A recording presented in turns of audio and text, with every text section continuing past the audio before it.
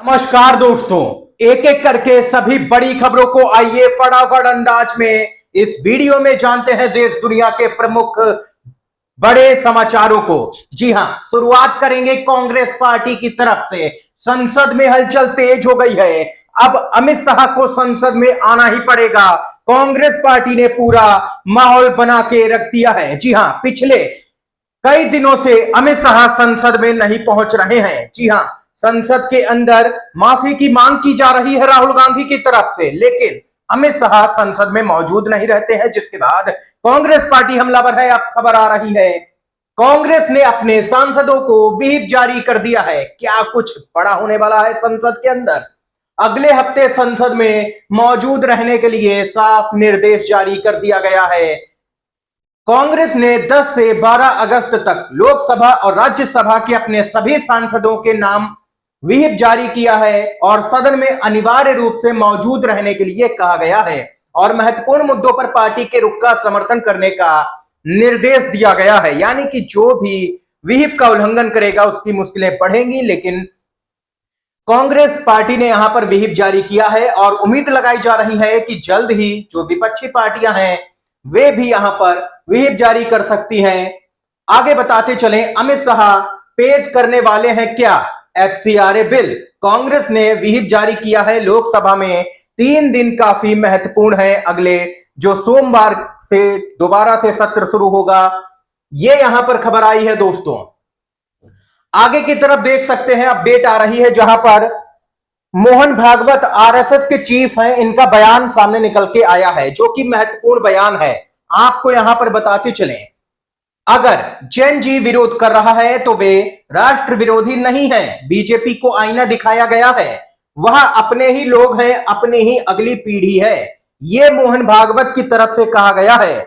आपने देखा होगा जंतर मंतर पर जब छात्रों का प्रदर्शन हो रहा था तो एक गोदी मीडिया थी और दूसरे बीजेपी के कई नेता थे जो छात्रों को यहां पर देश विरोधी ताकतों के साथ जोड़ते हुए नजर आ रहे थे।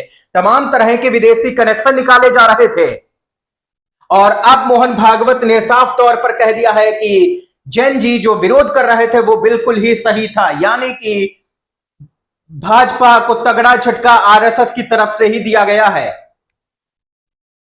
आगे की तरफ बढ़ते हैं। सी वोटर सर्वे आया है सामने निकल के। जी हां, राहुल गांधी, पीएम मोदी और अभिजीत दीपके को लेकर के कॉकरोच जनता पार्टी के जो हैं प्रमुख, उनका यहां पर सर्वे आया है। सी वोटर सर्वे में 39.8% युवाओं ने चुना पीएम मोदी को देश का सबसे लोकप्रिय नेता। 60% से भी ज्यादा जनता पीएम मोदी के खिलाफ में, युवा खिलाफ में। दूसरे नंबर पर राहुल गांधी पहुंच गए 27.9% के साथ। राहुल गांधी दूसरे पायदान पर है। यानी कि राहुल गांधी के जो नंबर है उसमें, लोकप्रियता का नंबर, उसमें भारी इजाफा हुआ है। प्रोटेस्ट के बाद यह सर्वे आया है जिसमें पीएम मोदी की लोकप्रियता में गिरावट देखी गई है। तीसरे नंबर पर सीजेपी के प्रमुख अभिजीत दीपके हैं, जिन्हें 12.6% युवाओं ने अपनी पसंद माना है, उन्हें चुना है। इसका क्या मतलब निकलता है? सत्ता में है नरेंद्र मोदी, प्रधानमंत्री हैं इस वक्त, भाजपा सत्ता में है और सर्वे हो रहा है जिसमें आंकड़ा आता है लगभग 40% का यहां पर पीएम मोदी को समर्थन है युवाओं का। लेकिन दूसरी तरफ अगर यही आंकड़ा दूसरे एंगल से देखा जाए तो यह भी निकल के आता है कि 60% युवा पीएम मोदी के खिलाफ में खड़ा है। राहुल गांधी को लेकर के यहां पर यह नंबर आया है जिसमें राहुल गांधी की लोकप्रियता में इजाफा हुआ है। यहां पर यह खबर आई है दोस्तों। इसके साथ ही आगे की तरफ बढ़ेंगे। सीबीआई की तरफ से बड़ी ब्रेकिंग न्यूज आ रही है पेपर लीक के मामले को लेकर के। जी हां, द वायर ने यह खबर बताई है, एनटीए के अपने ही विशेषज्ञों ने पैसों के लिए कराया NEET UG paper leak. CBI chargesheet में दावा किया गया है। जी हां, बहुत ही चौंकाने वाला दावा किया गया है। नीट यूजी 2026 पेपर लीक मामले में सीबीआई की चार्जशीट ने कई बड़े खुलासे यहां पर दोस्तों किए हैं। जांच एजेंसी का दावा है कि यह कोई साधारण पेपर लीक नहीं था, बल्कि कई राज्यों में फैला हुआ सुनियोजित यहां पर नेटवर्क था। यहां पर नेटवर्क बताया गया है सीबीआई की तरफ से, यानी कि सब कुछ साजिश के तहत किया गया, कोई साधारण पेपर लीक था नहीं।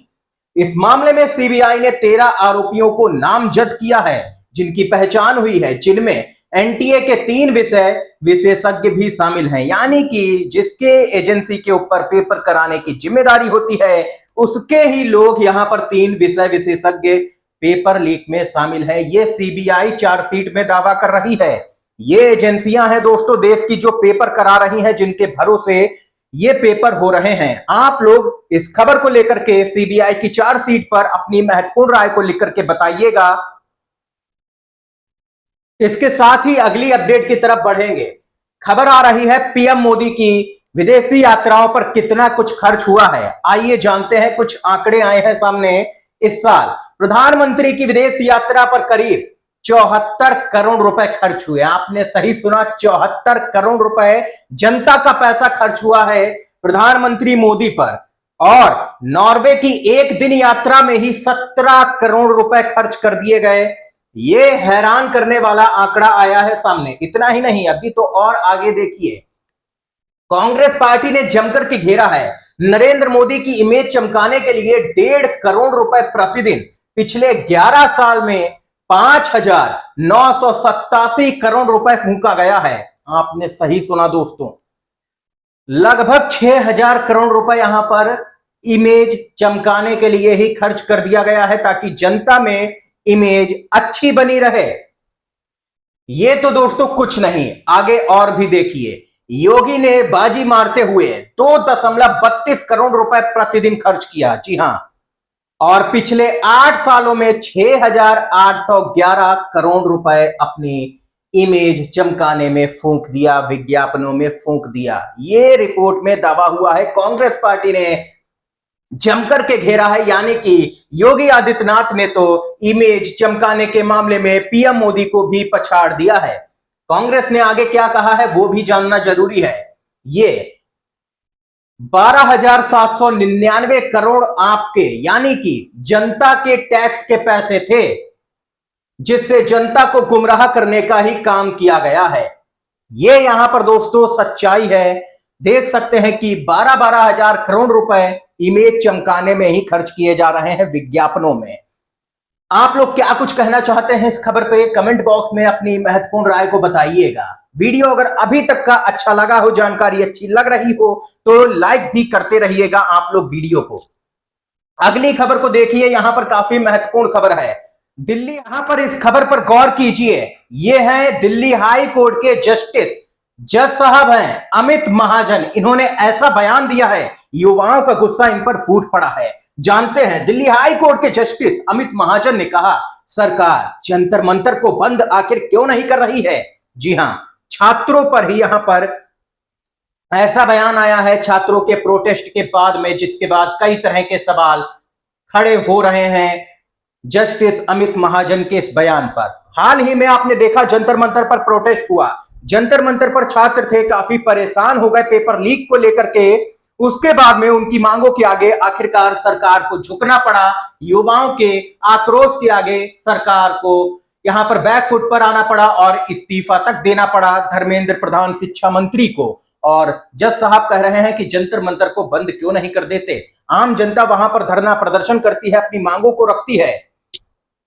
एक वो समय था जब यूपीए की सरकार थी, तब कोई भी यहां पर रोक नहीं होती थी। कोई भी दिल्ली में जंतर मंतर या रामलीला मैदान में जाकर के धरना प्रदर्शन करता था। आप लोगों ने अन्ना आंदोलन भी देखा।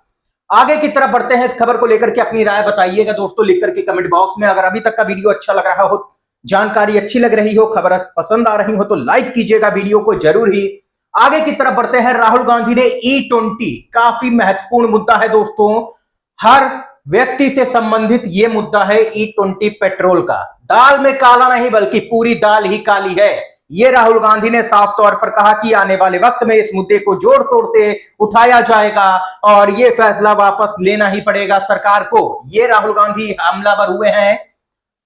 आगे की तरफ खबर में बढ़ते हैं दोस्तों, अपडेट आ रही है सामने।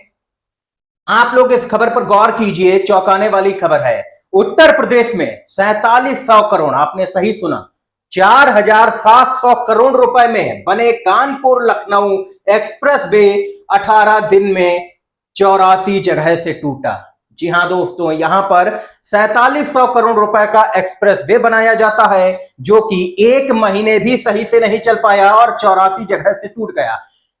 एक खुलासा हुआ है कि भाजपा सांसद के भाई ने बनवाया था एक्सप्रेस वे। जी हां, आप लोग समझ ही सकते हैं कि किस कदर का, किस लेवल का भ्रष्टाचार हुआ होगा इस एक्सप्रेस वे को बनाने में, जो कि 1 महीने भी सही से नहीं चल पाया।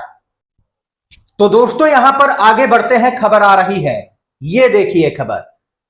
सावरकर ने गाय की पूजा का विरोध किया था, गाय को सिर्फ उपयोगी पशु माना था, कोर्ट में सावरकर के परपोते ने यह बात बताई है। जिसके बाद यह बयान सावरकर के परपोते का जो कोर्ट में दिया गया है, तेजी से वायरल हो गया है। आगे की तरफ देखिए, खबर आ रही है बीजेपी शासित राजस्थान से, जहां पर राजस्थान कैबिनेट का बड़ा फैसला, वन स्टेट वन इलेक्शन को दी गई है मंजूरी। निकाय और पंचायत चुनाव इसी तर्ज पर नवंबर तक होंगे, ये जानकारी सामने निकल के आ रही है राजस्थान से। मोदी सरकार तैयारी कर रही है वन नेशन वन इलेक्शन की, यहां पर वन स्टेट वन इलेक्शन लागू किया गया है राजस्थान में। दूसरी तरफ राज्यपाल आनंदीबेन पटेल, जी हां, उत्तर प्रदेश की राज्यपाल हैं, हाल ही में गोरखपुर में पहुंच करके ऐसा बयान दिया जिससे सरकार की नींद उड़ सकती है। बुरा माने तो माने, कमियां तो बतानी ही पड़ेंगी। जी हां दोस्तों, राज्यपाल का यहां पर बयान जोरदार तरीके से वायरल है।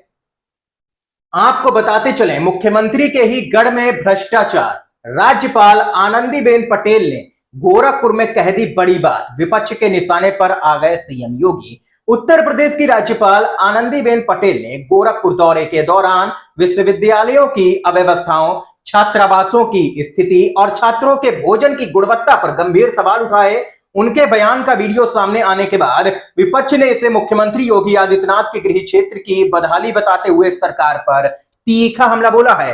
राज्यपाल आनंदीबेन पटेल ने साफ तौर पर कहा कि जब सीएम योगी यानी कि मुख्यमंत्री के गृह जिले का यह हाल है, तो बाकी के जिलों की क्या स्थिति होगी, इससे ही अंदाजा लगाया जा सकता है। गृह जिला है गोरखपुर और वहीं से मुख्यमंत्री योगी आदित्यनाथ हैं, और देख सकते हैं कि वहां पर यह हालत हो चुकी है। भ्रष्टाचार के आरोप अब राज्यपाल लगा रही हैं, राज्यपाल भ्रष्टाचार की बातें कह रही हैं और सरकार पर सवाल खड़े कर रही हैं। इस समय की यहां पर ये प्रमुख बड़ी खबरें आई दोस्तों, मुख्य समाचार थे, एक एक करके इस वीडियो में जाने हैं। वीडियो अगर अच्छा लगा हो, पसंद आया हो, तो एक प्यार वाला लाइक वीडियो को कीजिएगा, और अगर आप लोग इस वीडियो को यूट्यूब पर देख रहे हैं तो हमारे चैनल को सब्सक्राइब कीजिएगा, और अगर आप लोग इस वीडियो को फेसबुक पेज पर देख रहे हैं तो हमारे फेसबुक पेज को भी फॉलो जरूर ही कीजिएगा। वीडियो देखने के लिए आप सभी का बहुत बहुत धन्यवाद। जय हिंद, जय भारत।